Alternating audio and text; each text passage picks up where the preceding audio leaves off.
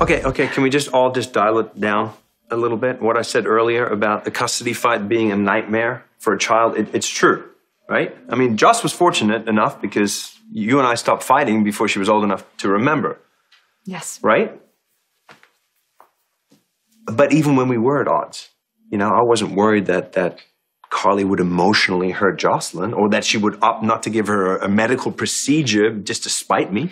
My point is, you didn't want to share custody with Carly, right? But that changed because feelings change, people grow.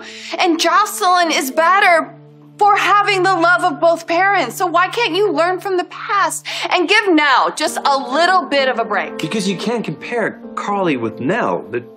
They're completely different. I never used my kids as collateral.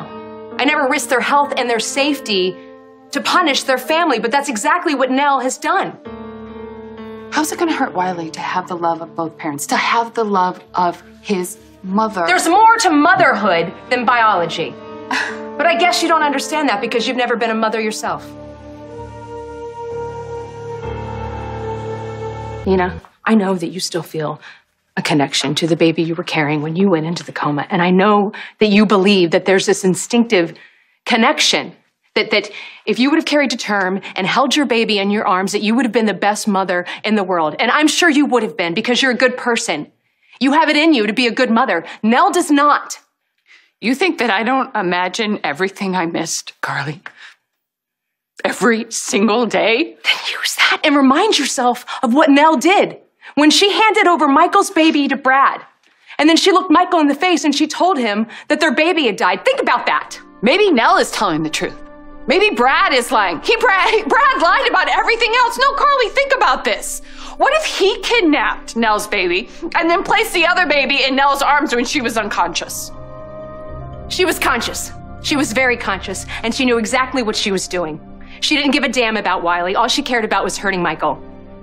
Think about that, and you tell me you can't remember one incident that would help Michael and his custody case against Nelle. Right.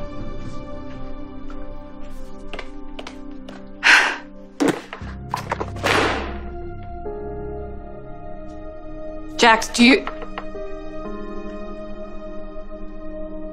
think I'm wrong? Do you think I've completely misunderstood Nelle's motives?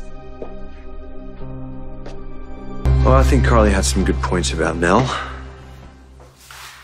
You know what? I'm aware of Nelle's dark side. I am. But I've also seen her vulnerable side. And I can't explain it, but I don't think it's an act.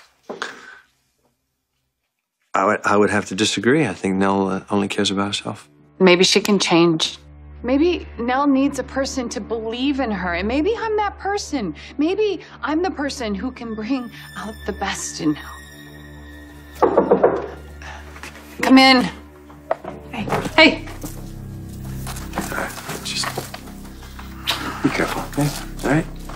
I'm gonna catch up with Carly.